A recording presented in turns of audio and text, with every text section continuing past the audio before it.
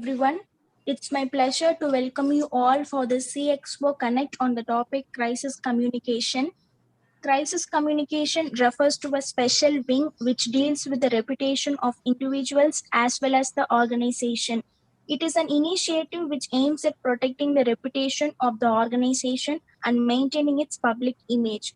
Crisis can have a negative effect on brand image. So, crisis communication experts are employed to save an organization's reputation against various threats and unwanted challenges. Brand identity is one of the most valuable assets of an organization. The main purpose of crisis communication team is to protect the brand identity and maintain the organization's firm standing within the industry. To know more about this crisis communication, we have with us today Mr. Sri B. Vijay Kumar, Management Consultant, Certified Independent Director, former Chairman and Managing Director, Total Oil.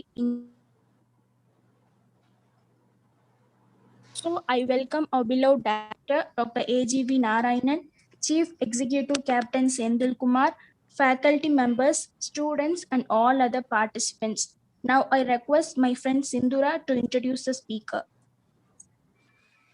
Good morning, all. I'm very glad to introduce today's speaker, Mr. Sri B. Vijay Kumar, who has a corporate experience of 40 years managing downstream petroleum businesses in both national and international companies.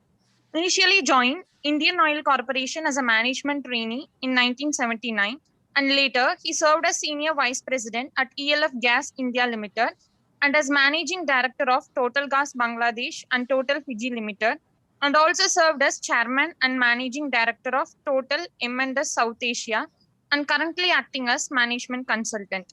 He also had been commissioned as officer in Territorial Army and served in 414 ASC TA Battalion from 1993 to 1998. He is also an independent director qualified by Indian Institute of Corporate Affairs. We welcome you, sir. I request you to take over the session. First of all, let me thank Sindhura for this elaborate introduction. Thank you so much. To be very frank, I myself am very privileged to be here today amongst you all and to give this address over the Corporate Connect of DGM Academy. So I should thank Professor Narayan for his kind gesture to invite me on this forum and to address you all on the topic of crisis communication. And as Sandhya rightly mentioned, crisis communication has been gaining attention in the recent past as more and more organizations are finding themselves in difficult situations from unexpected quarters. I mean, there is, of course, the reason that they have not anticipated such a situation. And because of lack of preparedness, when they land up in the crisis, while they may be efficient enough to manage the crisis, they find themselves in a sticky wicket as far as the communication aspect is concerned during the crisis period, resulting in negative publicity, the reputation of the organization getting damaged, and consequently that has an impact on the business itself.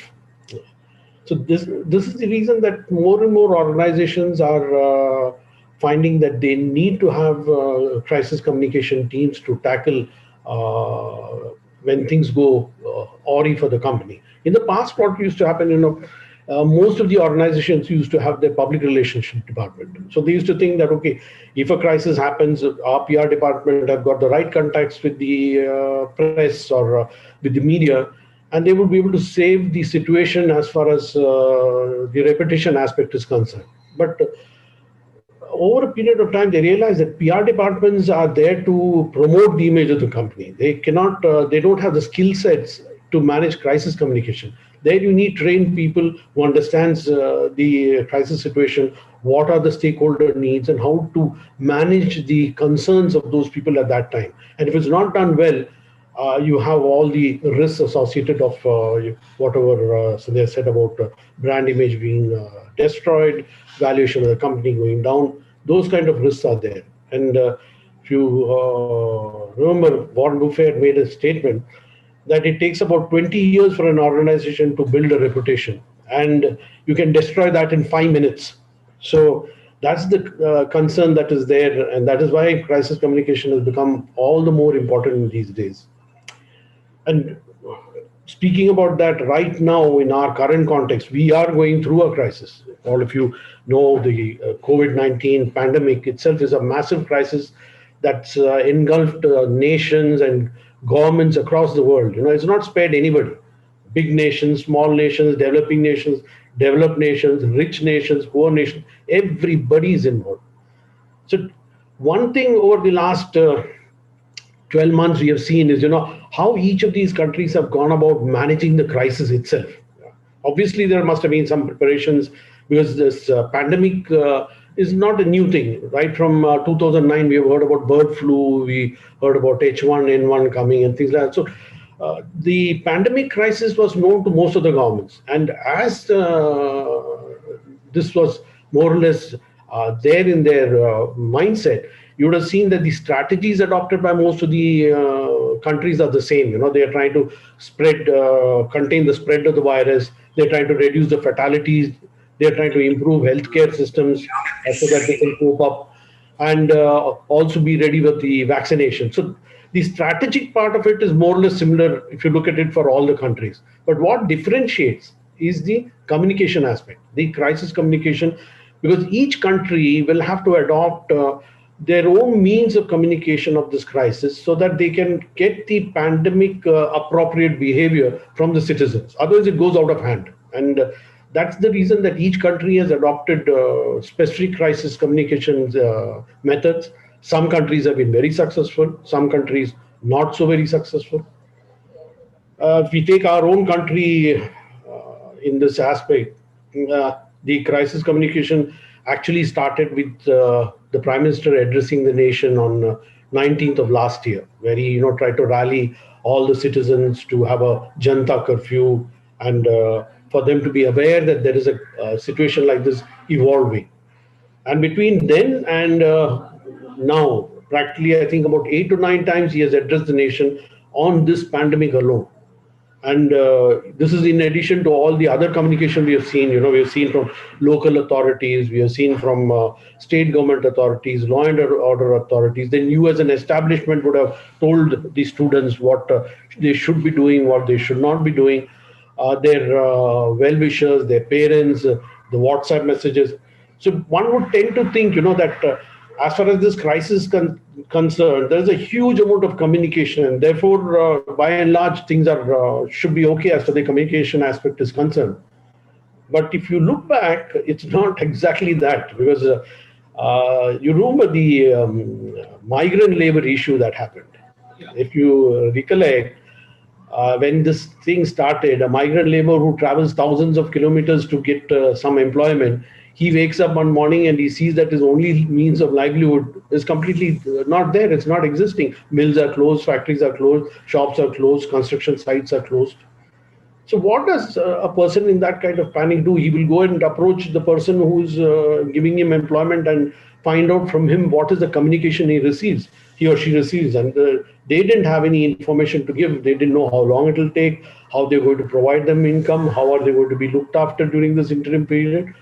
So that's when the panic starts to build in. And when you multiply that panic with all the migrant laborers, and you have they are a large section of our economic workforce. There are about 150 million of them.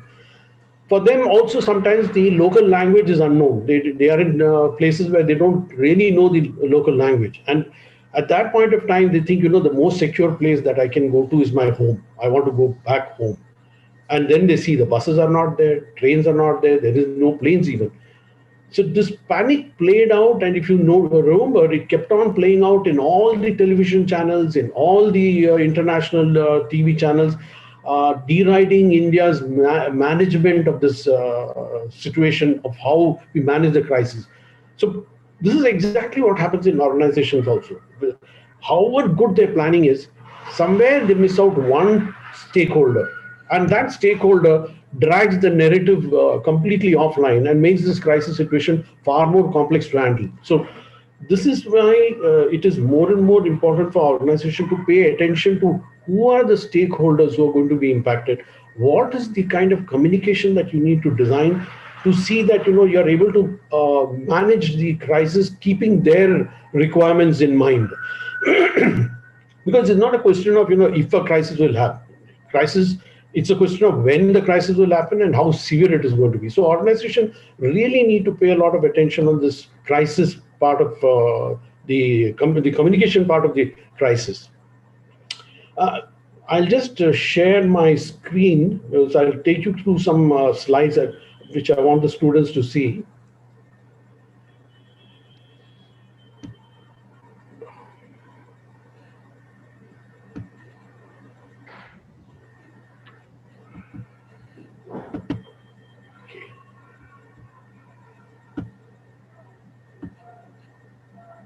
Is that screen clear?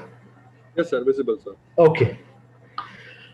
Okay, the next 30-40 minutes, I would like to take the students through certain crisis situations which organizations have faced and how they went about trying to resolve it, and whether they were successful or unsuccessful. That is something that they will need to make their own analysis.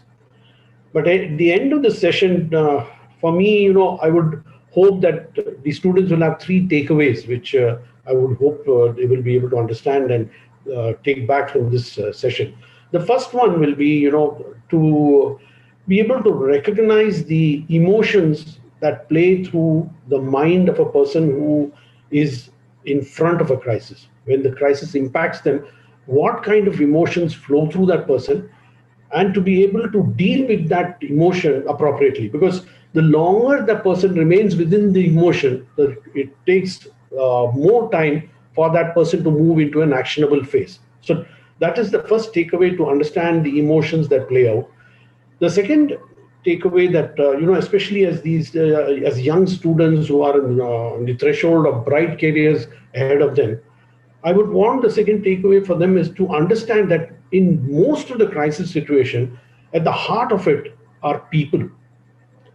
People cause crisis in most of the situation, and it is because of unintentional action, intentional action. And my advice or my objective of this session is for the students to understand that they have brilliant careers ahead of them. They have to be constantly cautious, they should be conscious of what are the consequences of their action, and be very, very careful, especially when they are in positions of power, on what they do, what they say, because it should not make them to be in the heart of a particular crisis. That is, I hope, would be one of the takeaways from this session. The third would be, which I hope is that the students will start to fine-tune their mind to identify crisis situations. When they start working in organizations, to be able to look at the processes, procedures, systems, and their antennas start to, hum when they see potential holes where there could be crisis situations coming out of it, and being able to red flag it and to tell their management people, saying that, okay, this could be a future crisis and we need to address it now. Of course, as they work more and more in their careers, the skill will start to evolve. But if they start to look around themselves, even in their personal lives, to avoid crisis situation, a loose wire somewhere or something that can create an accident, not to ignore it, but to see that, that is a potential crisis situation. Somebody could get electrocuted, somebody could slip, and to be able to avoid that crisis situation from happening. So these are basically the takeaways that I hope the students will have at the end of the session. Even 50%, I'd be more than happy. So let's begin with understanding what is a crisis. For me, a crisis is any situation, any event that throws an individual or a group of individuals, an organization, completely out of its equilibrium. That means once that crisis hits, then it is not business as usual. Then everything, the attention focuses on that particular crisis and how to resolve it. So for me, that is what a crisis situation is. And crisis situations are, times when it is heavily emotional. There is a lot of fear, complexity, it's an area of difficulty, and that needs to be understood, that when you're dealing with a crisis situation, it's not a normal situation. It is something that is really abnormal, and it needs to be dealt with. Now, crises could be of different types. I've categorized a few of them here, and just to understand that these are the possible crises that could happen, so that the student's attention comes in that, okay, where do I put this particular crisis, in which basket do I put it in? Now, an external crisis like the one that we are going through now, it's COVID-19, an external crisis. Nobody could do anything about it. It was organizations, establishments, individuals, nations, geographies alike, and they are dealing with it. Internal crisis, on the other hand, is usually a crisis that happens because of things that happen within the company or within the establishment. And in normal times, if it's not a crisis of a very big fold, only the people within that organization are impacted. It does not need to go out into the external world. Example, there is an establishment or an organization where key people decide to all leave overnight. That organization is definitely going to go through a crisis situation, but who is impacted? The people inside, and they need to deal with the crisis, find the succession planning, put people in place to take over those roles, but they will have to deal with that. It is no longer business as usual. And the crisis communication part goes to the people who are employed or who are working or studying in that institution to say, don't worry, we know the situation is bad, but we will find ways and means to tackle it. But sometimes what happens is that the internal crisis situation spills out into the boundaries outside. And then the crisis communication needs to really work hard. Take, for example, the Wistron Infocom. It's a company in the outskirts of Bangalore. They assemble iPhones. Don't know if you have read this, came out in the news on 14th of December last year. When the shift was changing between A and B shift, there was a massive violence in that factory. They destroyed all equipments, the reception, and mind you, it's a multinational organization. And the situation was so bad that they had to call the police to calm them. But it was an internal issue. Obviously, the management lost sight of the fact that it would reach that level of crisis, but probably they ignored it. And when it hit, what went out into the external world is that Wistron was not paying salaries to their employees. They were making them do overtime and not compensating them. So for a crisis communication team to step in at this point of time and try to, whitewash whatever is the true facts of that, and to put the right information onto the public domain, it becomes a challenge. So we have to be cautious when internal crises, when it spills out into the external world, how to deal with those kind of crisis communications also. Now, crises could be real, they could be fake. I won't go into examples of everyone because it will take a long time, but crises could be put into one bucket or the other. So we'll take this Wistron case as a real case also. And let's talk about a fake crisis. Fake crises are unfortunately situations where people are out to get you. They are. It is misinformation, mischief, wrong information with malified intentions that are put in the public domain with one intention, that is to pull you down, put you into a crisis situation, and see how you deal with it, and take the pleasure of watching your market valuation going down and things like that. So these are pretty tricky because the crisis communication team will really have a firefighting on their hands to, if they delay it, the problem becomes far more complex. And that is the reason that there has to be a constant watch in fake information and to address it quickly, because that can have an impact on business. I'll give you an example of Kalyan Jewelers. In July of 2018, there were some videos that began circulating in YouTube where they were showing that shops of Kalyan Jewelers were being raided for fake gold. Now, in a country where we are so much fascinated with this metal, to be told that this gold that they are buying from Kalyan Jewelers could be fake, it had an immediate impact on the footfall. And Kalyan Jewelers, during this interim period, lost about 500 crores because of this fake video that is being circulated. They, in fact, had to go to Kerala High Court and get a restraining order on YouTube. But the damage that the rectification of the damage is a huge cost for the company, and for nothing. I mean, the video turned out to be something that was happening in Kuwait. It got nothing, no connection with the Indian operations at all, and that too, it was not on fake.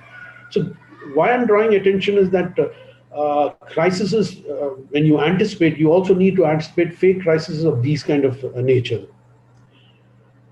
Then you can have crises that are deliberate, like this Kalyan Jewelers, or you could have crises that happen due to accidents. And here again, it is at the heart of the accident could be a process, some wrong action by the people, something broke down, and therefore there was a set of events that unfolded, which lands the company in a crisis situation.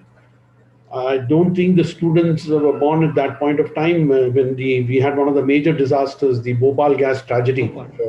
It was one of the huge industrial disasters that occurred on the intervening night of December 2nd and December 3rd of 1984. Close to 30 tons of methyl isocyanide, which is a very poisonous gas, leaked out from Union Carbide's factory in the heart of Bhopal and spread into the city of Bhopal. Here again, it is a classic case of crisis communication because, employees are sitting and working in that factory for many, many years. They knew they are dealing with poisonous gas. So the least that an organization would do is to tell them, that, okay, by chance, if this gas leaks, it will kill. And therefore, you need to do ABC. You need to call the civil administration, call the police authorities, call so-and-so, call the doctors, call the hospitals. Nothing. There was no communication at all. None of the employees knew what they were to do in that kind of crisis. And from the administration side, they knew there is a pesticide factory in the city premises. The least that state governments and local authorities is to pay attention to the fact that you have a potential crisis situation here. These guys are dealing with poisonous gas. If it leaks out, what are the actions we need to do? What do we tell the public? How do we rescue the citizens? Nothing. Eventually, according to official reports, they say that about 3,800 people died. But the unofficial reports say that about 10,000 people died in that crisis, in that disaster. Again, complete failure of crisis communication. Then you have crises of technical or financial. Again, technical, I won't go into too many details. Technical could be, a simple thing like a software glitch. You are working in a bank or you're working in an airline industry, and suddenly one fine morning when you are at work, everything, system shut down, you have customers in front of you, you are not able to access your computer, the data, and you don't know how long it is going to take. There is zero communication. So the crisis that picks up, because at that point of time, if you have no crisis communication to step in, to at least give the facts saying that, okay, we have a problem, it will take 1 hour, 2 hours, 5 hours, 1 day, 2 days. That those kind of situations are something that you need to forecast, you need to predict, you need to anticipate and be prepared to say that, okay, God forbid such a situation occurs, then how do we deal with that? Shouldn't we have a communication ready now to imagine that, okay, we are not reachable? It could be, a multi-storied office complex going on fire. You come in the morning and you see there is a fire in one of the floors. You're not able to access the office. So what is your business continuity plan? How do you go ahead with your business? Your computers are there. You're not able to access. How does customers reach you? So do you anticipate such a situation? Shouldn't you be prepared with the appropriate communication, a method of reaching out to the people who are your stakeholders and to tell them, okay, we have a crisis, we are dealing with it, we'll get back to you. So technical, there are a wide variety of technical crises that could occur, and I won't go into many of them. I'll talk a little bit on the financial one. This is a very tricky crisis situation, because this needs a lot of sensitivity to handle, because when an organization goes through a financial crisis, there is a basic lack of faith by the stakeholders. They start to think, these guys can't even manage their money. and they are playing fraud with the money. So this can completely go out of hand. A financial crisis is something that can destroy your organization if you don't anticipate it and you don't prepare for those kind of situations. Especially, if crisis on account of fraudulent reasons, somebody has deliberately siphoned off money, or it is purely because of wrong decisions taken by key people in the organization.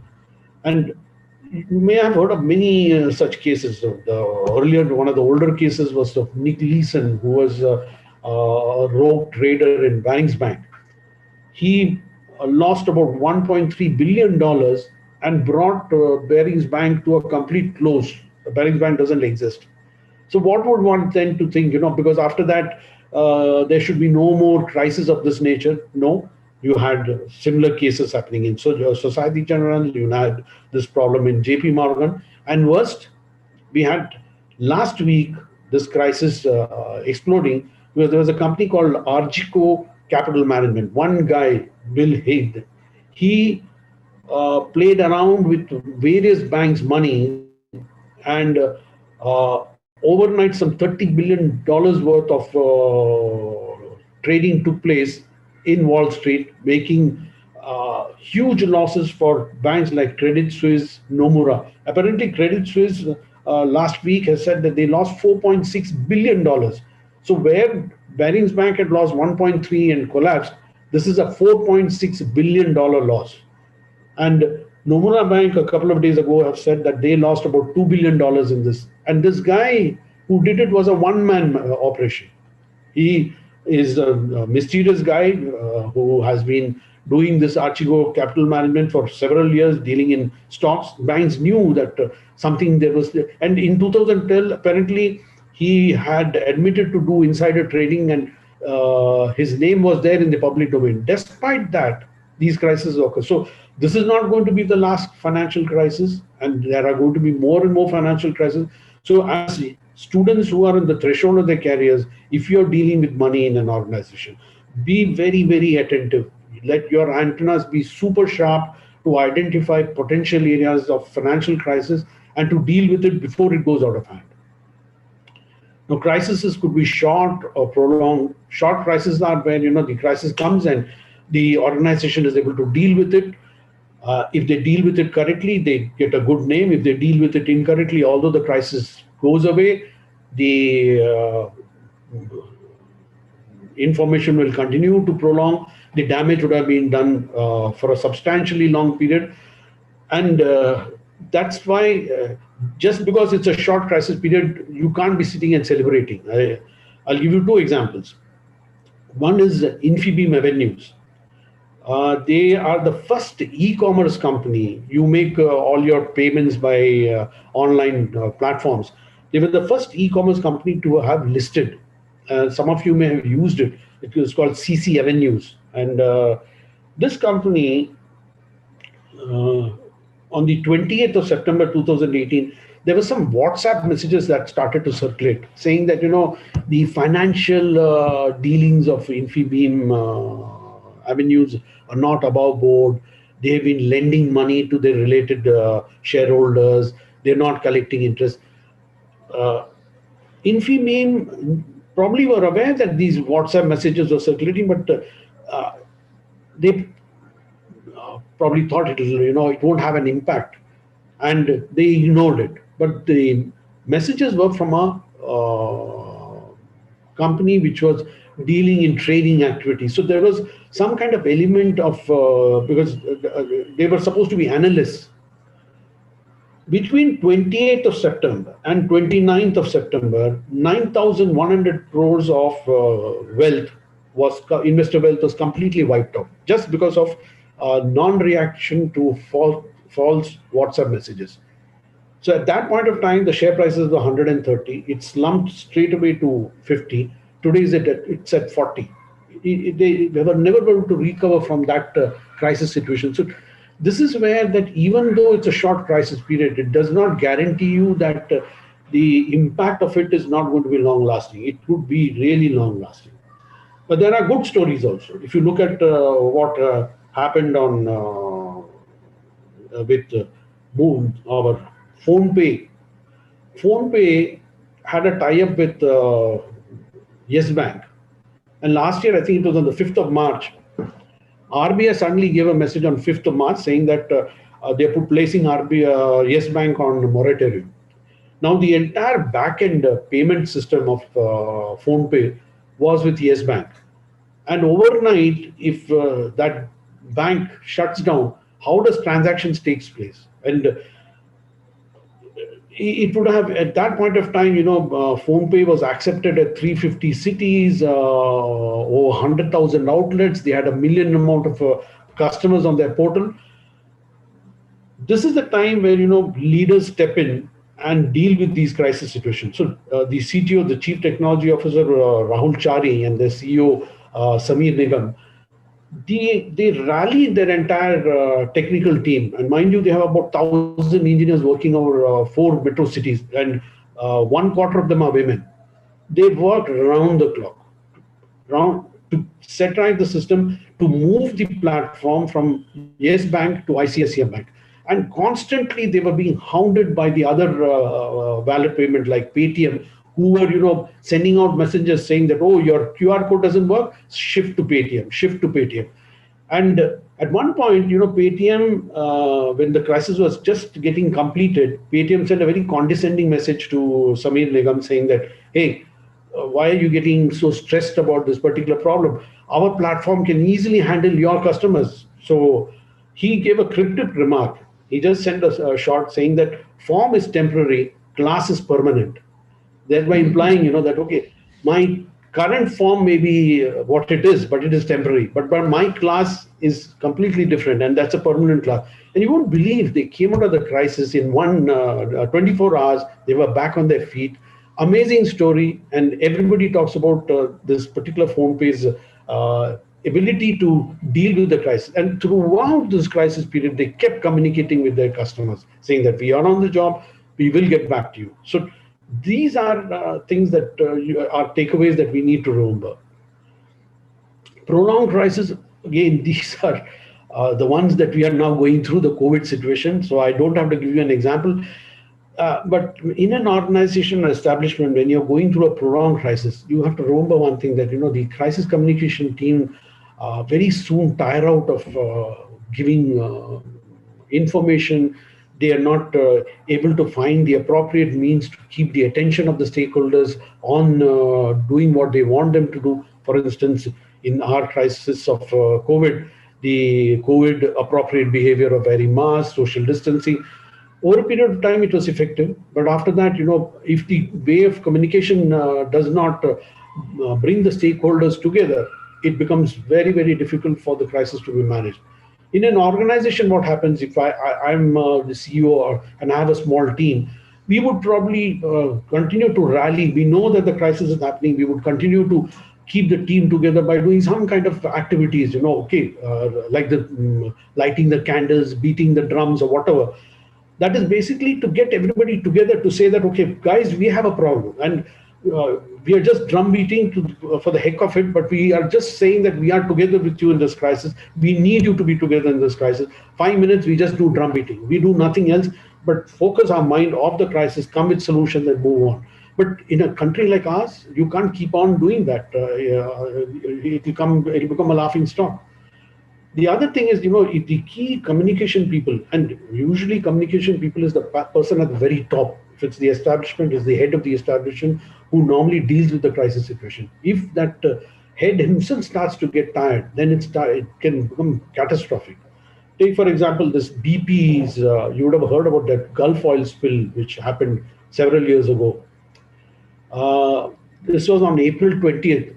The Deepwater Horizon, their offshore rig, there was a massive explosion and 11 people died. And worse, that entire rig collapsed onto the seabed, destroying all possible, blowout preventers, everything. It smashed that, and oil started to seep into the ocean. Now, for an oil company, if you're a multinational oil company, oil leaking into marine is one of the biggest disasters. The worst part was that all the control systems which should have blocked the oil, none of them worked. So obviously, The oil kept seeping, and everybody knew that it's a monumental disaster that is going to happen to marine life, to coastal life, to the fishing villages. At that point, the CEO of BP was Tony Hayward. Now, they started off with their communication, then they brought in their PR department. The PR department started to spend huge amount of money saying that BP is a large company, we will handle it, we will do this. At one point, President Obama had to comment saying that, if BP didn't spend so much money on their ads to whitewash their image and use that money to clean up the mess that they have created, it'd be far better. So that's the kind, when you use PR department, they understand something, the crisis is something else. And in this thing, when it got prolonged, unfortunately, Tony Hayward made a few mistakes while communicating. One, he said, oh, it's a large ocean and it's a small lake. So, it is one of the largest spills any oil company has faced. And to say that it's a small spill in a large ocean is disastrous. Then eventually, of course, the oil reached the coastline. So news reporters were hounding him saying, what are you people doing? And at that point, I think the fatigue had set in. So he said, come on, we are trying to do our best. We are trying to clean up everything. Guys, I need my life back. He made that remark. That was construed completely different. They said, what about that 11 people who died? Don't they want their lives back? You want your life back, but 11 people who died in your accident, how do they get their life back? That went completely haywire. So again, as young students, what you say in a crisis, and this doesn't mean that you have to work in and out, what you say in your family, what you say among your friend circle, and in a point of anger and a point of frustration can construe into breaking up of so many things and create a crisis which you had never in the first place intended. It was unintentional, but it happens. Crises could be sudden, slow. I won't go into all of them, but there are many other categories, natural, unnatural. Just to give you a flavor that, accidents can happen in different types, and you need to be aware that it is just not accidental crisis. There are crises that are beyond accident. The one thing that, that complicates the situation more is this in today's world, social media. Unlike in the past, traditional media, people used to get a newspaper, they will read it, they'll forget about it, TV, 1 or 2 channels. In today's world, no longer. The moment the crisis hits, it spreads phenomenally fast, and the wideness of the crisis being, people who are unrelated to the event will also comment on the issue. So everyone is a reporter, everyone is online, everybody wants to find out what is happening. And they are hungry for crisis situations where an organization is going through its problem. There are hundreds of eyeballs watching what is this organization doing. So you're in the public glare trying to fight out a crisis situation, and nobody is giving you a single leeway out. And there are multiple modes. Facebook is there, Instagram is there, Twitter is there, there are hundreds of channels in which this communication is going out. So as crisis communication manager, it is also imperative that they keep a close watch on what's happening in the social media, because it also gives you the pulse of what people are thinking, and to be able to react appropriately and say that, okay, this is what we need to do in this situation. These people are talking about it in this manner, and try to, calibrate your crisis communication in a manner that at least the people who are working on the crisis management itself are not bogged down with answering all the kinds of queries that come up in social media. So this one factor has complicated the crisis communication to a large aspect in today's world. Okay, now when I come to this next part of the session, I want these young students to do me a favor. I want them to see a video. And when they see the video, I don't want them to, the tendency when you see some videos like this, and there are many of them circulating, is to associate yourself as the victim. I don't want any of the students to think of themselves as the victim or the person who's impacted in the video. Please look at this video as if you're the CEO of the company. You own the company. You brought the company to its level. You take pride in this company. It's reached out all over the country, and it's customer oriented. You do what you say, and no frills, no nothing, but you still keep customers on the top of your mind when you are doing your business. And you as a CEO take immense pride in the way that this organization is running. It delivers its results. It's never been faulted. And then one day when you're at home as a CEO, you get a call from your deputy CEO say, and requesting you to have a look at this video and to guide what should be the actions to be taken after this video. And that person is waiting for your call. But what I want more is, what emotions are going through you when you see the video as the CEO, not as the victim. Once again, what emotions are playing out in your mind when you look at what is happening on the screen? Okay, some of you may have seen this, but even then.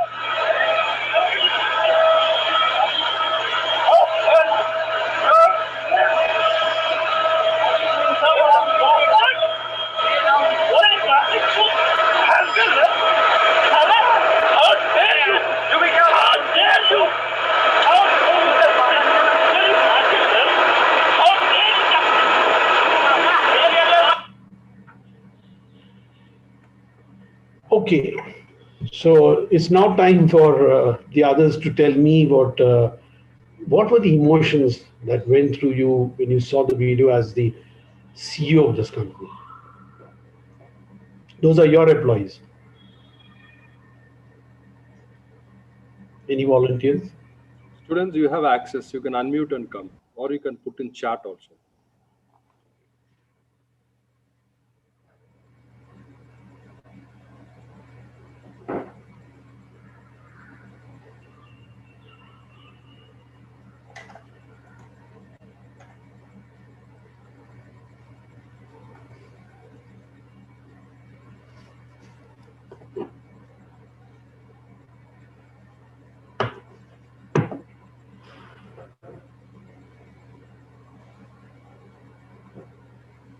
No one.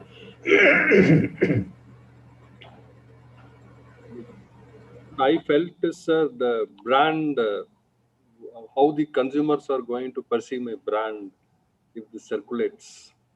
Will my market share is going to affect, or will my number of travelers is going to reduce?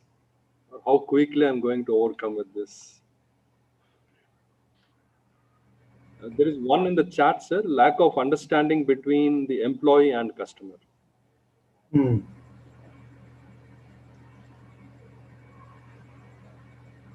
Any others about the emotions, reactions, and what is going to be the impact is right, but what did you feel when you saw it? I mean,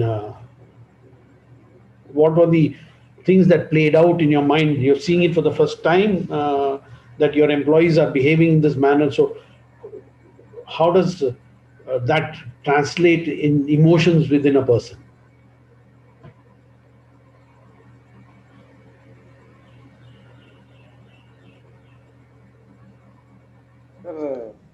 I think we failed to create a good organization culture or attitude among the employees.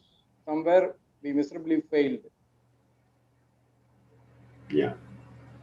In training our employees to deal with this kind of situations, the kind of sensitivity, the empathy that they needed to have. Yes, sir, yes. empathy. Okay, so And what I was now looking at, is that when a CEO is or a person who is the key decision maker, when they are confronted with a crisis, and the crisis is obviously something that is large enough to impact their business. So they are seeing it for the first time. And I'm using this model. This model was actually developed by Kubler-Ross, but it was developed for something else. It was developed for personal tragedies when someone is confronted with the death of a very loved one. Suddenly, the person receives news that that loved one has passed away. How does that person deal with it? I slightly modified some of it, but I'm using the same model to try and explain the emotions that people would have when they come across a crisis situation. The first sensation is shock. You are shocked to see that this thing is playing out in front of you, that and you have never like Dr. Prabhu said, then you have never taught your employees to behave in that manner, and when you see that in this particular video, you are shocked. That's the first sensation when a crisis hits, that the person goes numb for some time, and the mind comes to a complete standstill, saying that what you're hearing or what you're seeing is that that can't be happening. So the next flow is denial. The person starts to find reasons to say, no, no, no, this can't have happened. This situation is completely wrong. This is somebody else's video. Somebody has tampered with it. The denial phase comes in, and if it is sometimes information that is related to your company, which you may believe that it is wrong, you will keep denying it, saying that no, no, no, this is wrong, this is wrong. But every moment, some amount of time was lost in shock, some time has gone in denial, because that denial phase continues, saying that I didn't do this, this is not my product. Give you an example of Maggi noodles. When in 2015, when certain laboratories started to say that there is MSG and unacceptable of quantities of lead in Maggi noodles, they went into a denial phase. They first of all, they were silent for a few days, which itself again customers misconstrued that silence. It started to go completely out of hand, and the first reaction was denial. Same way was with Cadbury's when worms were detected in their chocolates, October dairy milk. The first was denial. No, no way. Our manufacturing systems are robust. But eventually it was found to be a problem that was related to the way it was stored by the retailers. And until the point of sale, they are responsible. In the Maggi case, Maggi had to withdraw 38,000 tons of noodles and destroy it.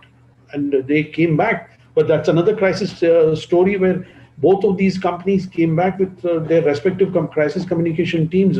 Maggi with the Welcome Back campaign, and Cadbury's with Project Vishwas. They recovered their original positions. But initial thing was denial. No.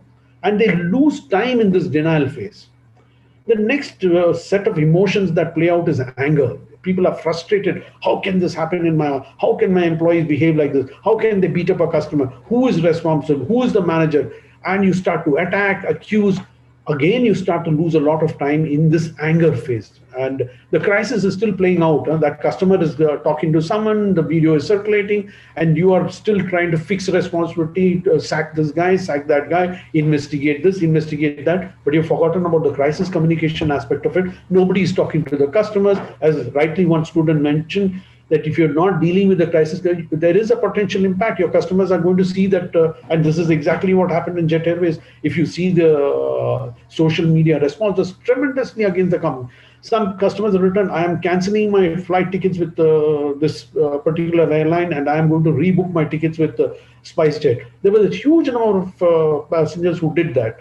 The competition stepped in. They started to issue our services are unbeatable, with the word beat, and we lift our hands only to say namaste. So those kind of things also play out, and the company kept remaining silent, till 3 weeks later. Aditya Ghosh, who was then CEO, came out with a very perfunctory statement that we have taken action. What action they took? They sacked the employee who uploaded the video. That again went into a tailspin, because people started to say, oh, you take 3 weeks to respond and then you sack the whistleblower. So you lose critical time in that phase. in crisis situations, and especially this is also related to your personal crisis situations, when you lose somebody who's loved, you also go through this phase saying that anger comes, that how can that person have done this, or how did that person die like this, or why did he take the vehicle and go like this, I told him not to go like this, or whatever. So even in personal tragedies, that anger phase comes out, that you want to blame someone for whatever has happened for that crisis. So this is one more phase of crisis reaction. Once that anger phase goes, body gets drained of all sensation, and you reach a situation of depression where you are starting to get confused. Your mind is full of fear. You dread what is going to happen tomorrow when I go to office. People are going to laugh at me. This video will be circulated on every desk when I go. They will be playing around this video. There is this fear and anxiety that builds in on the person who's in charge. And again, some time is robbed there. Eventually what happens is, like human beings, we're all fighters. We come out of this depression and we accept. And when the acceptance phase comes in, then the fighting spirit comes back saying that, no, now I need to deal with this. I am not going to sit quiet. I am going to find solutions. I am going to put things right. Okay, this is a setback. And this phase between shock to acceptance, the faster you're able to, if you're recognizing that, okay, I'm going through this phase, I need to move to acceptance, I need to start working on my crisis situation, I will deal with my denial and anger later. I'm assuming that this crisis is real. What should I do right now? And that is how this entire Kubler-Ross model is being used to just for you to shorten the time period between shock and acceptance.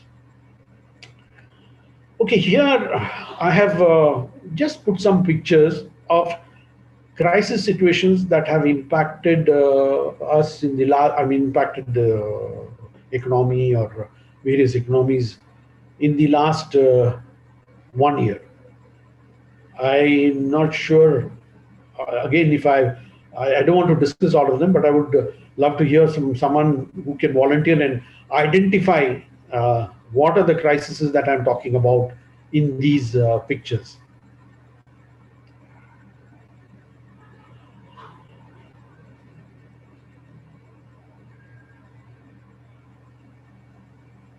Sir, first one is about WhatsApp privacy policy. Absolutely right. They ask their data to share with Facebook, sir. Correct.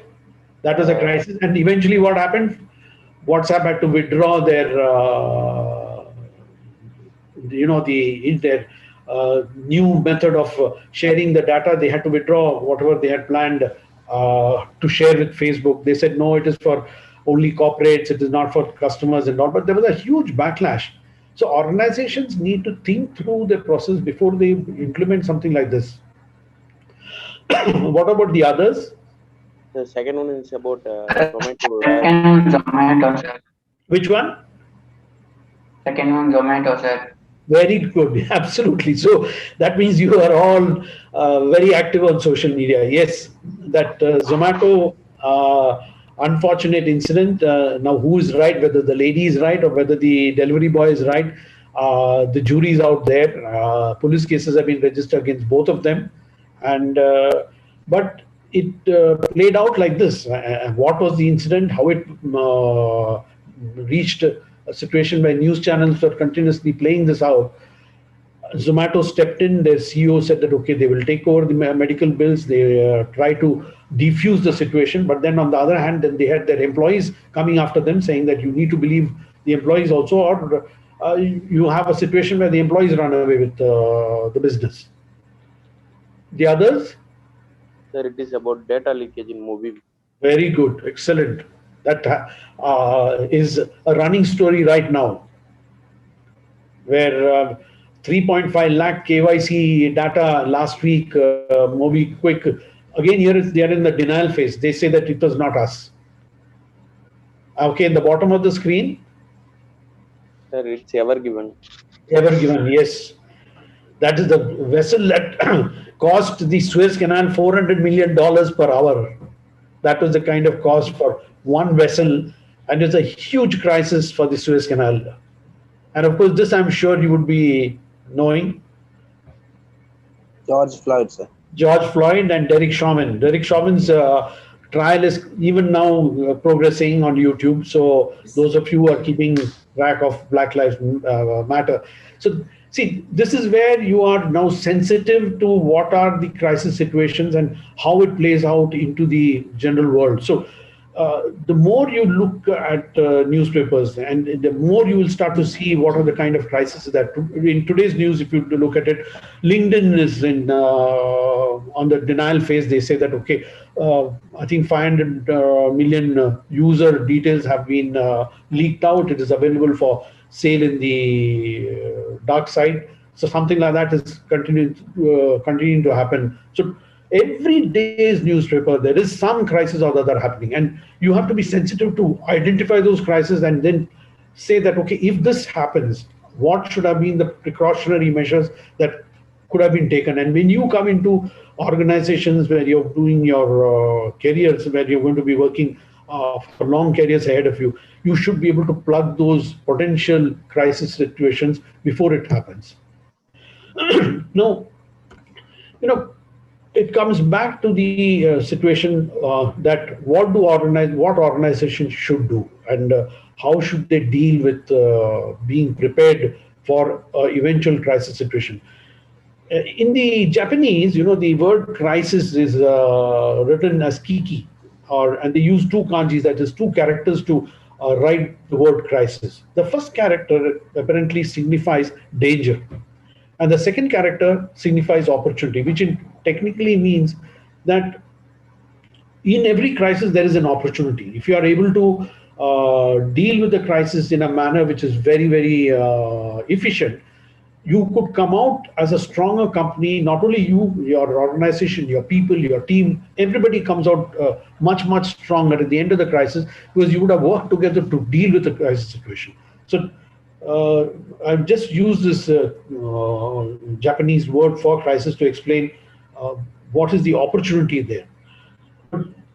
Having seen what we have seen, there are actually three rules as far as the crisis is concerned. One, no crisis comes announced. You are not going to get any advance information. Two, if a crisis happens, it can happen anytime, it can happen anywhere. So if you're an organization which has got multiple locations, it could happen in any corner of any airport, any location where you're functioning. And third, if you're not ready, then it's already too late. So you have to be ready. So I just put together a simple toolkit. I put a laundry list just to identify what could be the steps. Here, it is not for crisis management. Crisis management has a completely separate toolkit, that how do you deal with a crisis situation. This is only how to deal with the communication aspect of the crisis. So obviously, for both crisis management as well as crisis communication, it starts with identifying all possible crisis situations. It doesn't matter if an organization is, only dealing with product or not dealing with customers. It is only manufacturing, not manufacturing. It's for profit, not for profit. It's a research institute. Anywhere you had this Terry crisis that went out. It was a research institute, but the crisis played out in the media under public glare. So everywhere there is a possibility of a crisis happening. So every institution, organization needs to sit down and map out the potential crisis situations. Once they have done that, they need to visualize how this crisis situation could play out and who would be the people who are going to be impacted. Is it their employees? Is it their customers? Is it the outsiders? Are the people living around the institution going to be affected? You identify those stakeholders. And once you've identified what could be the vulnerability, how could the organization become vulnerable in those kind of situations? What could be their weak points and how to deal with that? And when you're in a crisis and you are weak, then you can be very sure that the competition is going to attack you because that is the only opportunity that they get. And if you don't fight back, like in the case of Maggi, you had ramen noodles, EP noodles, Patanjali noodles trying to walk into a space created by Maggi noodles who had 60% market share. But they fought back and they came back because their communication teams were above. They had the emotional connect with their customers. So you need to have a communication team identified, people who are well versed with the functions of the organization. They know the processes. They are able to explain the processes properly, how it happened, why it happened, how they're going to control it, how they're going to manage it. And you need to train them, because if he is a technical person, you can't put him in front of a press conference and expect him to not get nervous when hard questions are asked. So they have to be trained how to deal with press, whether you need to give a press brief, whether you want to deal just give a press note. How to deal with the press is also important for training. The other thing is to have templates, that you expect a particular crisis, have the written matter with the blinds kept in, so that when the crisis happens, you start issuing it quickly, so that you don't have to get the approval for the templates from, it's already been vetted.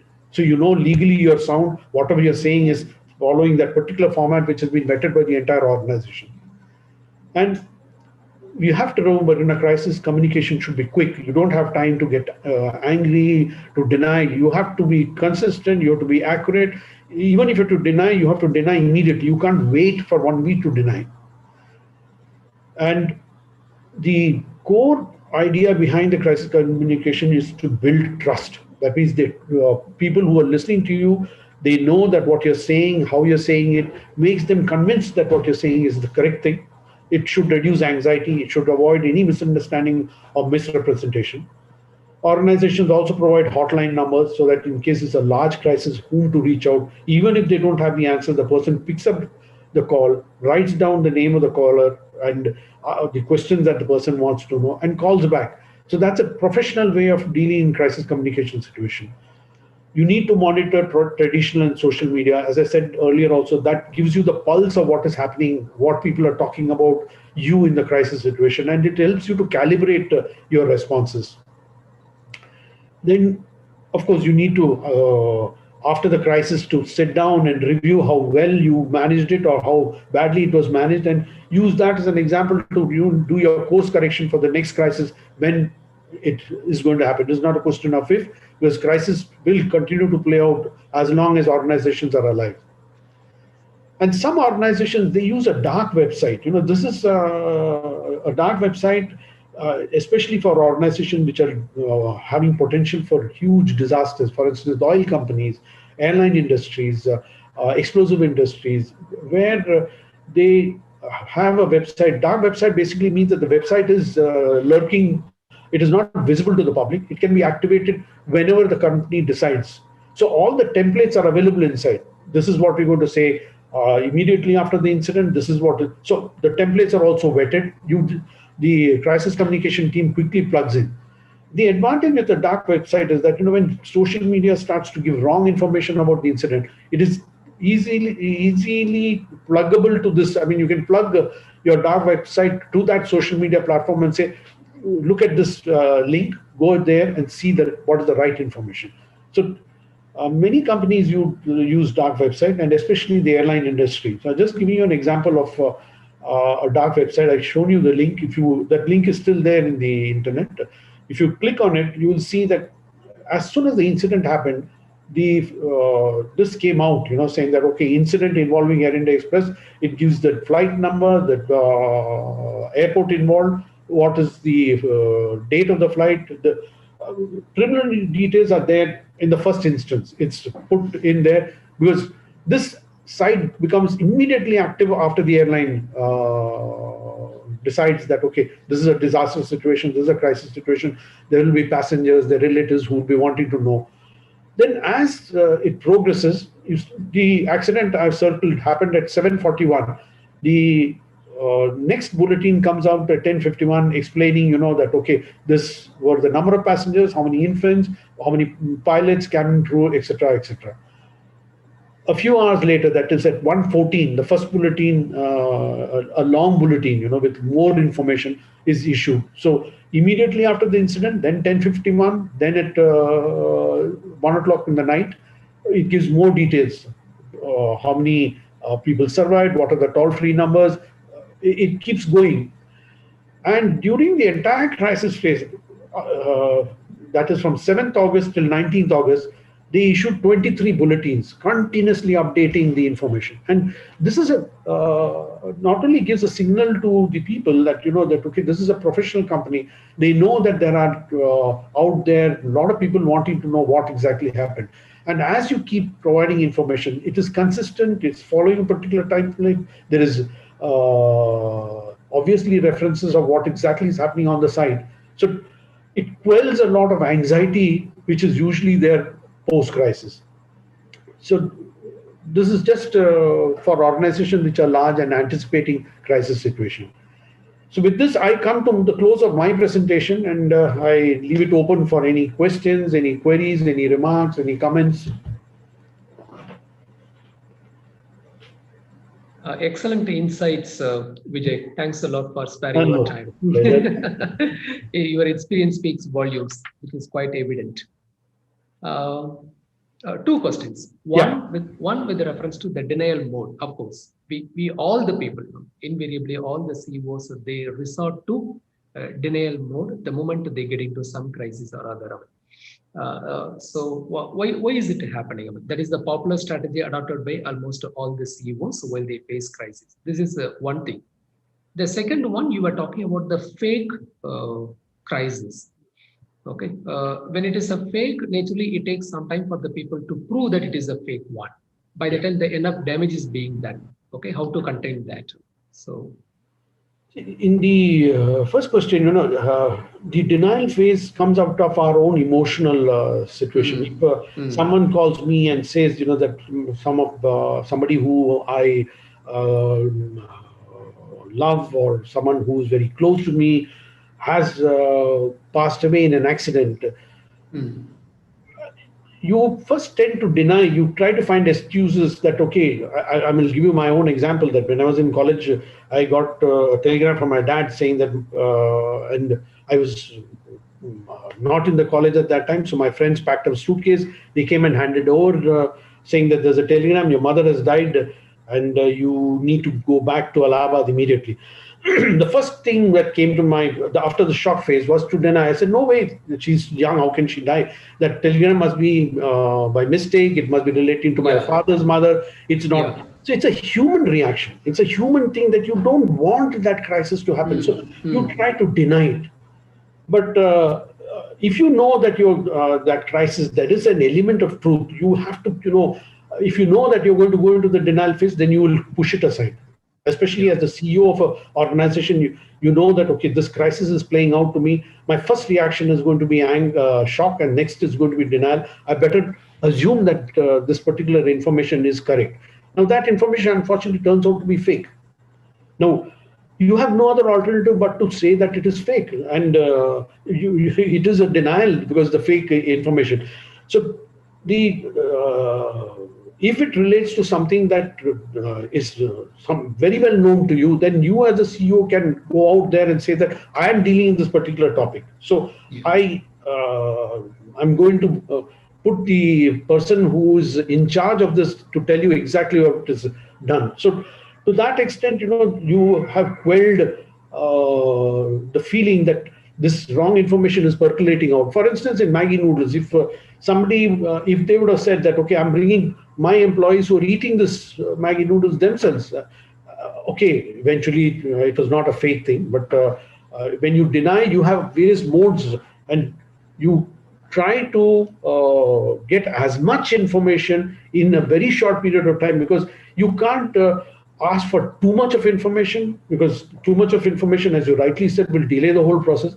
But with your gut feeling, you know that, okay, whatever is being talked about in this, it appears to be a false accusation against a senior official of yours in an upcountry location, saying that he was in a fraudulent activity or he was sexual harassment or whatever. You are, as a CEO, sometimes deal with that. So tendency is for you to say that, no, he is my key manager. It's impossible for him to do this kind of behavior. So my first right is denial. But then you think back and you say that, my goodness, before I do that, do I not do my checks and balances? So you start to call some employees. Did you feel something like this when you're dealing with that manager? Yes, I also had a sensation. So your antennas start to go up, saying that there is an element. So then you have your employees watching. You have, and if you don't act on that, and if you the more you delay, the more you defend, the more you deny, you get into trouble. So, but each situation demands an appropriate response, and it depends. When people are involved, it becomes more sensitive. When it's a situation relating to an accident where a truck has capsized and killed some 10-15 people, you may not have the luxury to, even if it's a fake news, you don't have the luxury to deny it. You will have to go out and say that, okay, I've seen this news, I will come back to you. It's about fake gold. Okay, we have just watched the video. We are Kalyan Jewelers. We are coming back to you within 1 hour. Then you come back with your own video and you put it up. But you need to fight it out. But denial is not, unfortunately, the solution. Denial, with the proper game plan, with the crisis communication team made out, then yes, you can deny it, but it should be convincingly denial. Yeah. In fact, last week, Amazon got into this issue. It is widely reported that Amazon drivers, they were forced to pee in bottles. Yeah. And it turned out to be true. They went into denial. Exactly. Immediately they went into denial mode, but ultimately it was proved to be right. Yeah, actually, Dr. Narayan, in these kind of situations, for the person who who's denying, it would have been easy for that person to tell his deputy or just go and find out, is it true, before denying it. Because once you deny and then you say it is true, exactly. It complicates the whole situation further. That's right. It tarnishes your image too. Yeah, absolutely. Yeah. Okay, students, it's your turn now. Yeah. Make use of sir's knowledge. So there's a question in chat. Arun is asking, how is risk communication differentiated from crisis communication? See, normal communication, when you are reaching out to your clients and all that, those communications are of a different nature, where there is no element of damage to the company. But in a crisis situation, the communication is completely different. You're dealing with a particular event. The whole focus is, if it is that airline industry, you can't be talking about, 90 planes of mine is safe. This plane only unfortunately had an accident. You don't do that communication. You talk about that plane which went down. And every question would be on the focus. Because if you try to divert it into normal communication channels and say that, okay, this is what our safety standard is, this is what we are trying to do, people are not going to have the buy-in. So in a crisis communication, you have to be careful that you are talking about that event that has happened. You're relating every answer to that event and what is material to that event, and therefore it is a crisis communication. You are responding to a stakeholder. The person who is asking you the question is asking on behalf of the public, or it is the public who is asking you. So you have to be understanding as a crisis communication manager that my responses have to be tuned towards what. Not the normal businesses, but about the crisis, and to give as many answers as possible for that person to get the answers that he or she is looking for. So communication and crisis communication are two different aspects altogether. There's a question from Surya. He's asking how FMCG companies fastly overcome fake crises which are spread over the social media. It's the same, if you are in the social media and you have your presence, then it is also duty bound that you keep monitoring. Now, it is not possible for the organization themselves to monitor. So there are agencies, external agencies, who help you out for constantly watching the social media and to alert the company. If you are an FMCG company, you pay a particular amount to someone who monitors all the Google platforms, all the Facebook. So they have the tools to find out if there is anything related to the company which is popping out periodically. They will run that the tool through the system to highlight some of the information that, whether it is fake or true, the agency which has been engaged to identify, they don't know. They'll pick up that information and send it off to the FMCG company saying that this is the information that has come out. Now, again, if it is information that you think is fake, the person who's responsible, it lands on somebody's table. It doesn't land on 10 different tables. It lands on the person who is in charge of replying to that. If that person believes it is fake, then that person needs to get it verified from appropriate team members to say that, okay, this is the information that is circulating in social media.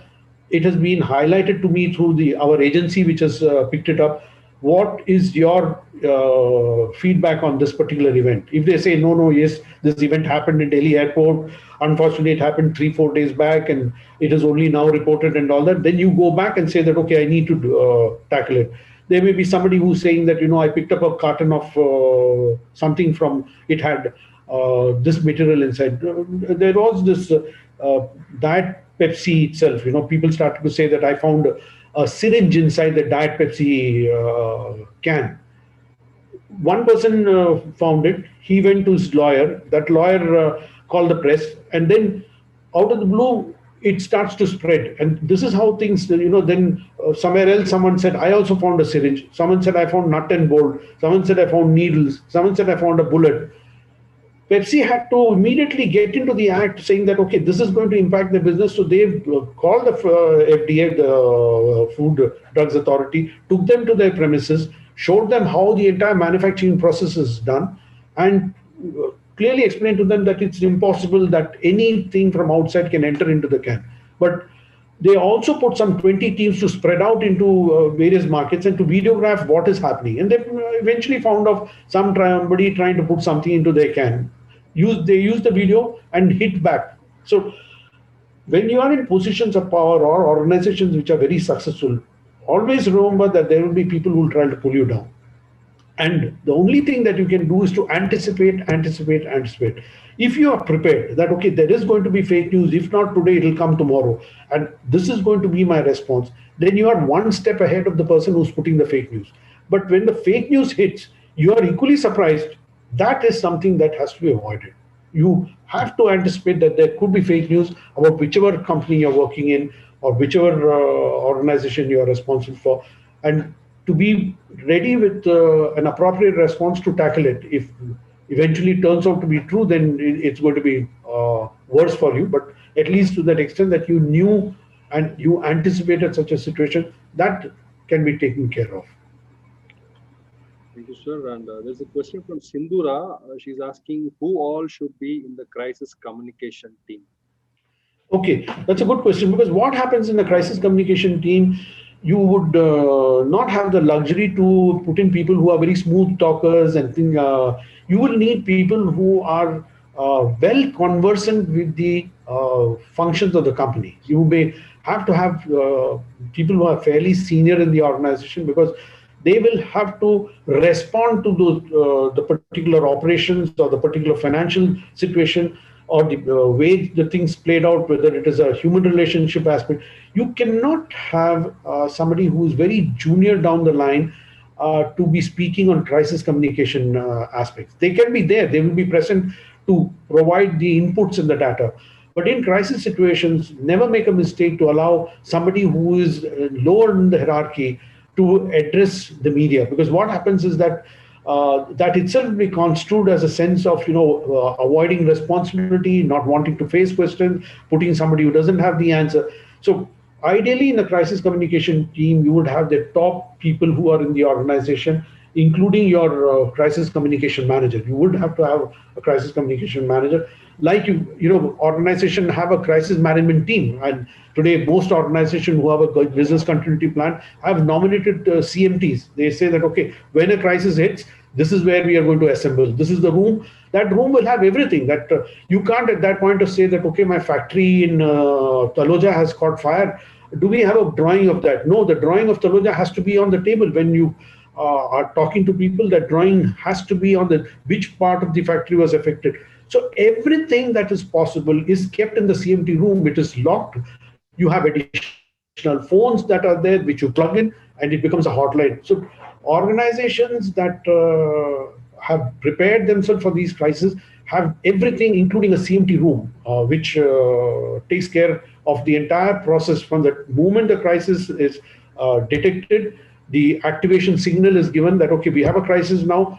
Crisis team has been activated. Then the crisis team, whether it is in the middle of the night or whatever, they have to be there in the CMT room at that point of time. And the in charge is usually the CEO. So if it is related to site A, then site A drawings are taken out, additional phones are hooked up, and everybody starts getting into the crisis mode. And I said at the beginning, it is not business as usual once a crisis hits. So even if it's a fake information, the crisis CMD has to sit down and say that, okay, we have to deal with this before it goes out of hand. It's a small fake message, but it can cascade, it can be misconstrued, it can become bigger and bigger as it snowballs into a big viral effect. So it is essential for all organizations to be completely anticipating most of the 90% of the eventualities that could hit them and have some kind of action plan ready. Okay. Thank you, sir. There is a question from Sharad. He's asking, how transparent do a company need to be during a crisis? It's a very valid question. You know, there is, Sharad, there is this legal issue also that you have to be mindful of, because when you are in a crisis situation, you are also accountable, you're also liable. So, of course, you can't go and ask your legal team, can I say this, can I not say this? Because they'll say, no, don't say. Don't say anything. I mean, as far as the legal team, they will look at protecting the organization. But there has to be some transparency to the effect that, okay, if there are loss of life and you are hiding information, then it doesn't help you in any way. It is better to be upfront and say that, okay, we had an incident like this and we lost X number of people. You will have to be sensitive enough to ensure that the person who is involved in the incident, his family is informed before you go out into the public and say that, God forbid, you're working in an organization and you have an accident inside your premises where 2 people die because their boiler has exploded or something has happened. You can't go to the press and say that, okay, A and B died in my factory, because you don't want the relatives of that employee to find out from the press. You want somebody to go to their house, explain to them that this is the situation, this is what has happened, and what the organization is going to do about this particular incident before you go out into the public media with the names. So transparency, again, incident to incident, it will be different. But by and large, by this thing is that you need to be as transparent as possible, because in a crisis situation, hiding information is going to put the organization in trouble.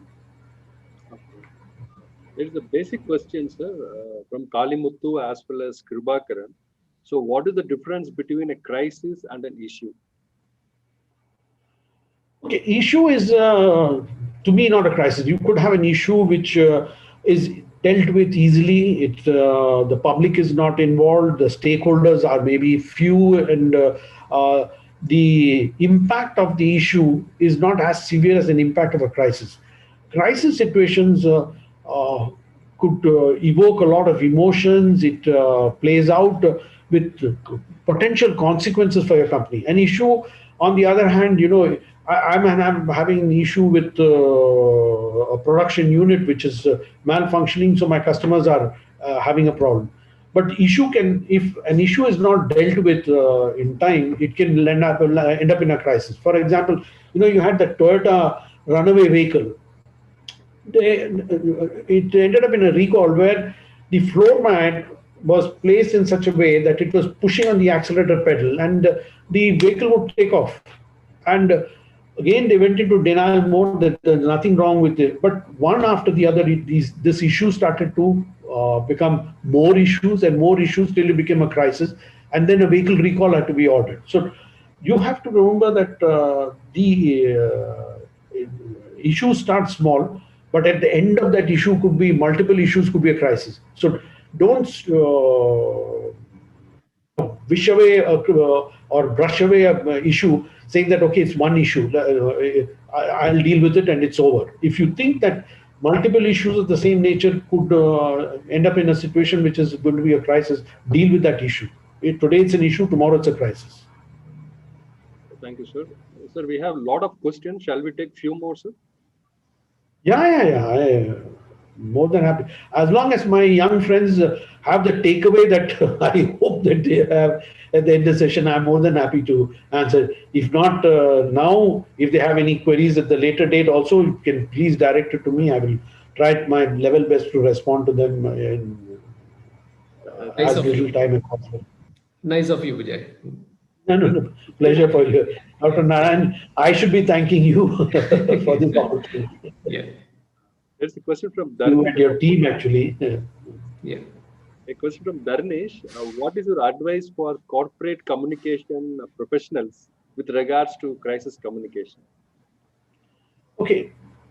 In corporate communication, you have a lot of multiple responsibilities, and those responsibilities basically are relating to how the company's image is protected, how you promote the image of the company, how do you deal with various agencies who are involved in the in the public domain, where say the share prices of your listed company is dependent on how people view your company in the corporate world. So the roles and responsibilities there are completely different. Whereas in corporate communication department, you wouldn't expect your CEO to step in very frequently. You would, okay, when there is something that you're launching a brand or putting out some new products, you would expect your top management to be there. But corporate communication functions on their own. They have their independent responsibility. Their roles and expectations are defined. Crisis communication doesn't come fit under that corporate module fully. Yes, they have the responsibility to be able to identify potential cases where there are fake news and things like that, because they are using the social media to promote the organization. They are using this for digital payments, for instance. Many of the organizations, they're using the social media platforms to keep in touch with their customers on a daily basis. So there could be a situation where the corporate communication team is able to identify potential crisis situations and pass it on to the people who are responsible for the crisis management. Because eventually it is the CMT team, that is the crisis management team, that has to be responsible for the communication. The CMT people will have to direct the communication team what they should say, how they should say, where they should say. Those part of it is completely with the crisis communication. But yes, corporate communication is also having a lot of importance in today's date, because they have a huge responsibility with so many ways of modes of communication that is available for promoting the organization, for discussing about the activities of the organization. So there is a role demarcation between corporate and crisis. Thank you, sir. Sujit is asking, what are the parameters used to measure the role of media in crisis communication?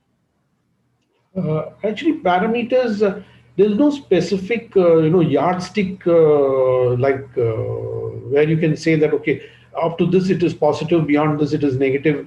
It is again, when a particular incident plays out, how many news reports of that particular incident, whether let us say it Cadbury's chocolate when the worm, how many papers were covering it, how many news channels were covering it, even in the Zomato thing, which newspapers picked it up, which TV channels played it, how long did they play it.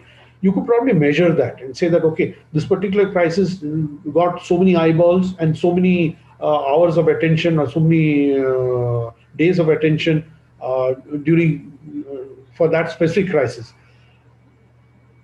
It will probably serve some useful purpose to say that, okay, we managed to quell, it was quite damaging with so many people looking at it, we managed to tackle this crisis very quickly within 24 hours, 48 hours.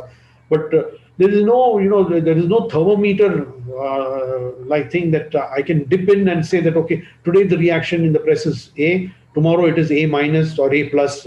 It's very difficult. It is something that you need professional agencies to scan on a constant basis to give you a flavor of what is happening out there. They too will not be able to give any accurate this thing that this is the total level of exposure that your company has had due to this incident. But they can give you a general idea, because they monitor thousands of sites, thousands of messages, and they are able to collate that under some using certain tools to say that, okay, this was the coverage that you got due to this incident. You can use it even for positive things, that when you've done something good, what is the coverage that you receive? And the same thing applies for negative. Okay, thank you, sir. Sandhya is asking, how does an organization's crisis history influence the public's perception when a new crisis strikes? Uh, Unfortunately, that is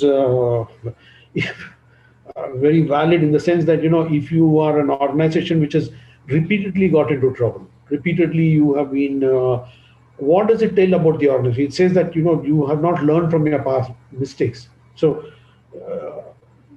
how do you deal with crisis situations is only you try to prevent them, and prevention is the for prevention you need to anticipate. If organizations don't anticipate, there is no way that they can prevent a crisis from happening. If I know for a fact that I am dealing in a poisonous gas and I don't anticipate that thing will leak, I may not take all the measures that are required to plug that leak at all. I would continue with my operations, and there'll be one leak, then a second leak, and a third leak. And if I don't learn from my mistakes, then whatever I do, the public's opinion as an organization is already going to get damaged, because they will say that, first time it happened, they gave this as a reason. Next time it happened, they give another reason. And you can't play the same thing over and over again and expect the public sympathy for your organization, because you are at fault for having repeatedly gone into crisis. Even if the crises are of different nature, it still doesn't matter. You're an organization which is crisis prone. So it speaks volumes against the people who are responsible, what kind of actions they are taking, whether poor lack of anticipation of potential situation. And that's why I said, in a young age, if you're able to fine tune your mind to say that, okay, these are crisis situations that are around me, and in my house, I have this potential, this could fall, this would break. These are small instances which can end up in a bigger crisis. But as you go step into the organization's corridors and you start to deal with work, you see examples of saying that, how is this company doing this? There is a possibility that, money can be siphoned out because there is a problem in their software. And at that point, you keep quiet, thinking that, I'm a new employee. Okay, somebody else should have, must have seen it, must have known about it, must have. You don't do that. If you see some gaps, you red flag it and you say that, okay, I have put it in my email and I saw something like this happening. Yeah, we are aware about it. We were fully conversant with this process, or no, we didn't know about it, and thank you for informing us. It could either be either way, but you need to be able to plug in the number of incidents that are happening to an organization. Don't let an organization keep getting into a crisis situation. And especially if you're joining an organization and you know that the organization has multiple crises, you please think twice. Thank you, sir. Lokesh is asking a very tactical question. He says some companies tactically they create a crisis to increase their top and bottom line. For example, Apple has reduced the speed of their iPhones to increase the sales of their new models. So how the organization should handle this crisis?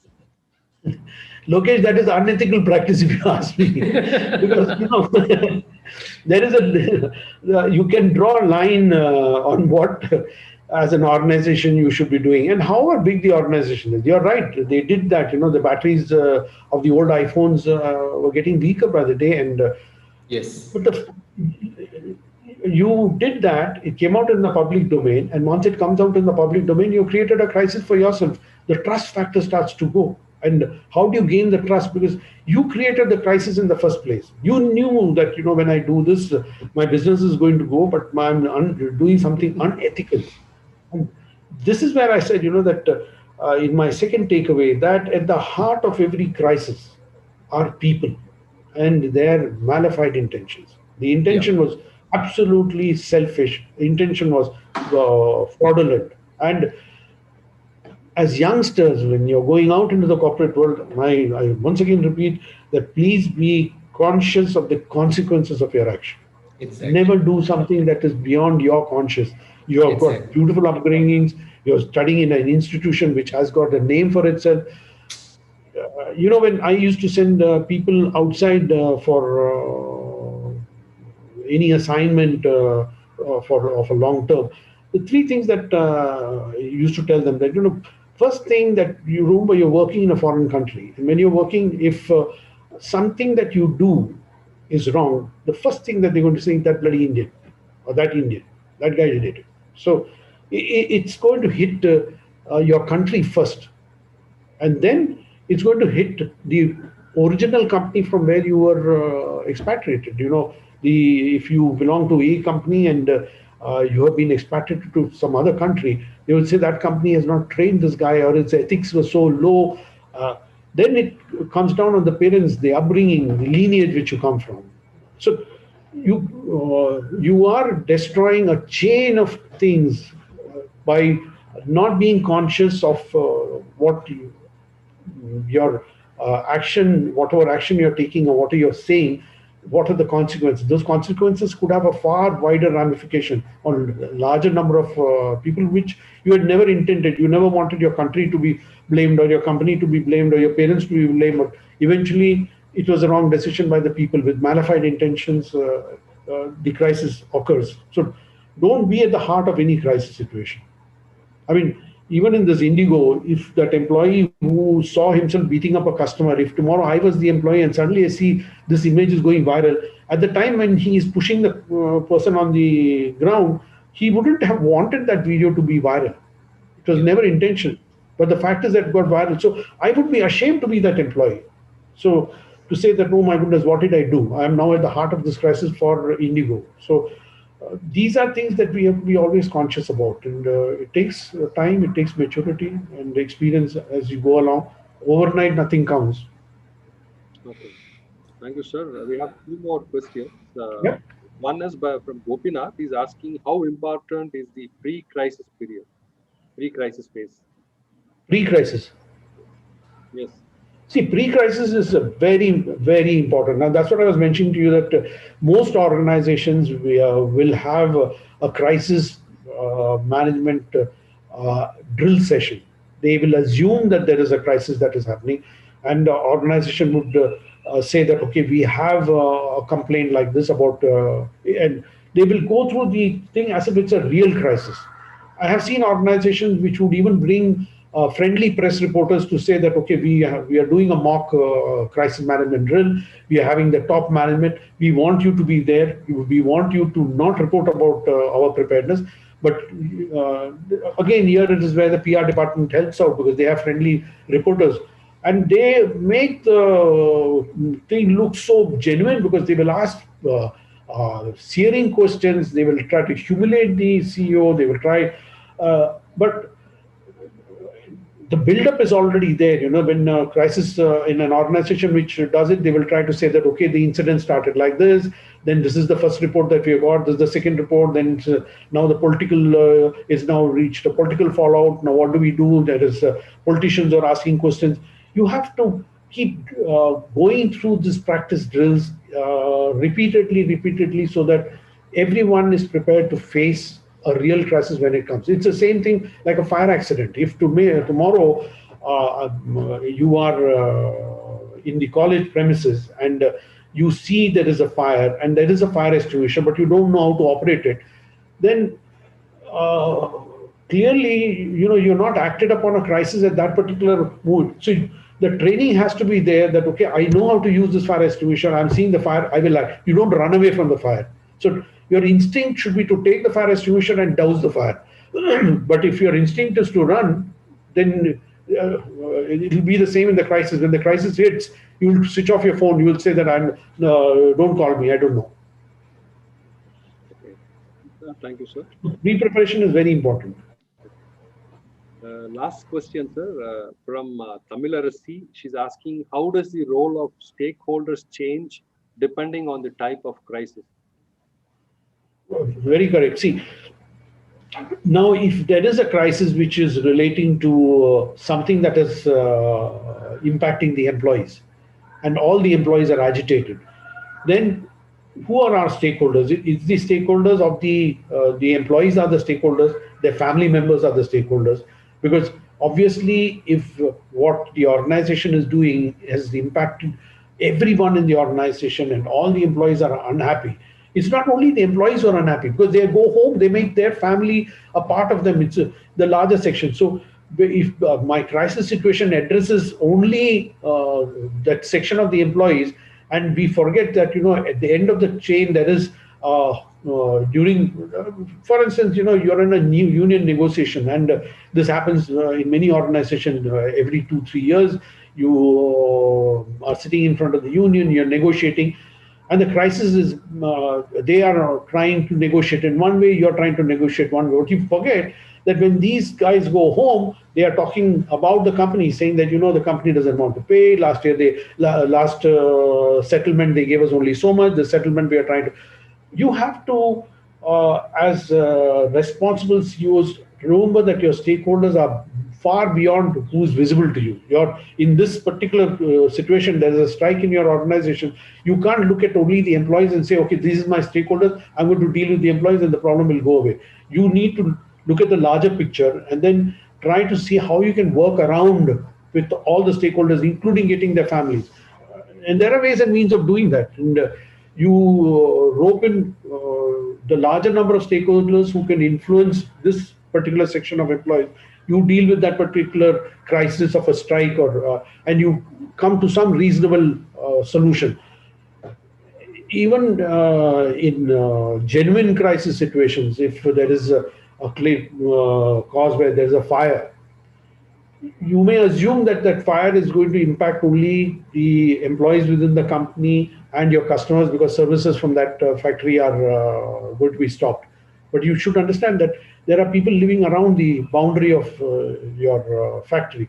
They are also the stakeholders. They want to know what happened in your factory. Why did this fire happen? Were you able to control it? Will it reach my house? Look at what happened in Oil India, Bhagjan, last year, when in May of 2020, first it started to spew gas. Who are the stakeholders? The employees who are working in the oil field, in Bhagjan oil field. But you can't focus. Between 27th and 29th of this thing, the company was only focusing on their employees. They forgot that there is a lot of people living around the well. They have their cattle, they have their homes, they have their farms. And you know that the well is, you're not able to cap the well. That the well is going to explode. If you're not able to cap it, that gas that is leaking out is going to explode in a massive. It did explode on the 9th of June, killed 2 firemen. They are your stakeholders. The fire authority should have been appropriately trained to say that don't go too close. It is going to explode. It's only needing a source of ignition. So when you play out a particular crisis situation, saying that, okay, if there is a leak in this place, these people are going to be impacted, the fire authorities are going to be impacted, the local authorities are my stakeholders, the government of Assam is going to be my stakeholders. So you have to have communications address. It's a complicated thing. It's not so easy that we can, in one session of crisis communication, you will get the entire stakeholders in your mind. But each crisis situation will have different players who will be impacted, and you need to address their concern. In Oil India's case, it went into a lot of damage control because there was huge anger among the local population. They lost their cattle, they lost their homes. So it should have been visualized, saying that, okay, these are my stakeholders, and you need to tell them what they can do, what they should do, what they must do in this kind of crisis. And when public safety is involved, the stakeholder definition completely changes. You may, in your mindset, think my employees, my people, my family, but it is not always that. It is far beyond that. Okay. There are no more questions. Okay. If there are, more than happy at a later date also to take them. Shall we wrap it up, Vijay? Yes. Yeah. Thank you, sir. It was really very insightful. No, thank you to you. Thank you to Dr. Narayan and his entire team. I think yesterday the trial, because I was also not very sure whether the Zoom, what are the, how, then he explained to me how he's controlling the student flow. Because once it is on LinkedIn, I was not very sure who else are on the platform. Yeah. Okay. Let me call upon Anu Soundarya, our final year MBA student, to propose the formal vote of thanks. Anu? Good afternoon, sir. Am I audible? Yes, you're audible, Anu. Yes, sir. Good afternoon, everyone. I thank Mr. B. Vijay Kumar, Management Consultant and Certified Independent Director, former Chairman and Management Director, Total Oil India, for this interesting session on crisis communication, in which we got insights about importance of crisis communication, various type of crisis, different phases of crisis reactions, and how to draw an effective communication plans.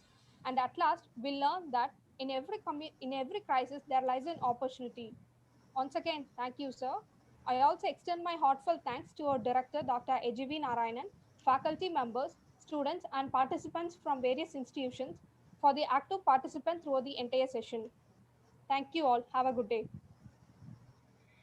Once again, thank you very much, Vijay. No, thank you very much. I enjoyed the session and I'm really privileged to be here. Thank you so much. Looking forward to your visit to DJME at the year. Definitely. Let this cold